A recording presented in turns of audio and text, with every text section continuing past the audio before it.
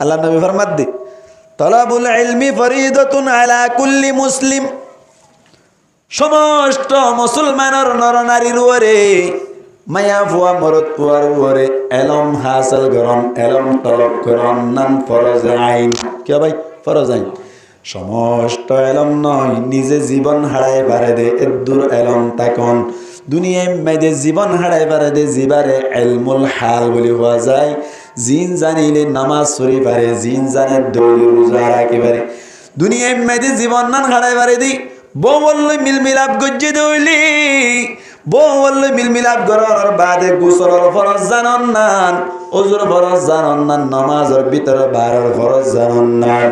এন্দিল্লা জীবন চলাই পারলাই যাকে এলম লাগে এ দূর এলম প্রত্যেক মুসলমানের তুন শিকন নান ফরজ আইন।